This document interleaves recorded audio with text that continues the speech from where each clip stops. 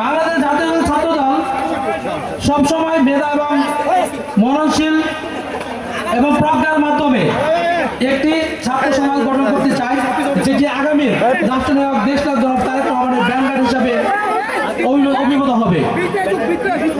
ছাত্রদল কখনোই চাঁদাবাজি বিশ্বাস করে না। ছাত্রদল কখনোই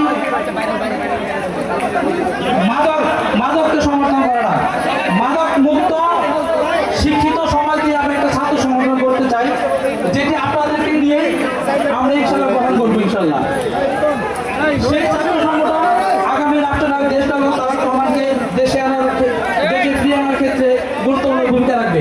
আমার বন্ধুরা আবুজিকাল বলেছে সামনে হয়তো আরেকটা আন্দোলন থাকতে পারে।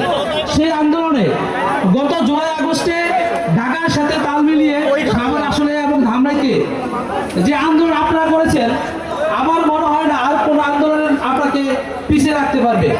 সর্বাগ্যে আপনাদের সেই ভূমিকা থাকবে, সেই আশাবাদ ব্যক্ত করে আজকের এই সম্মেলন সুশৃঙ্খল হওয়ার জন্য সবাইকে ধন্যবাদ জানাই।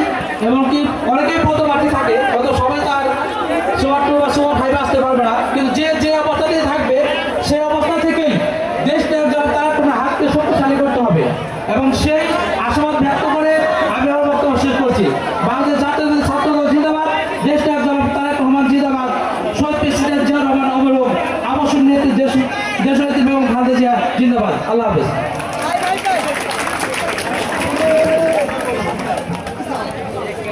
আশুলিয়া থানা ছাত্রদলের আশুলিয়া থানার অন্যতম ইউনিট ইয়ারপুর ইউনিয়ন ছাত্রদলের কর্মী সম্মেলনে এই মুহূর্তে উপস্থিত হয়েছেন ইয়ারপুর ইউনিয়ন ছাত্রদলের প্রতিষ্ঠাতা সাবেক সভাপতি, ইয়ারপুর ইউনিয়ন বিএনপির সাবেক সফল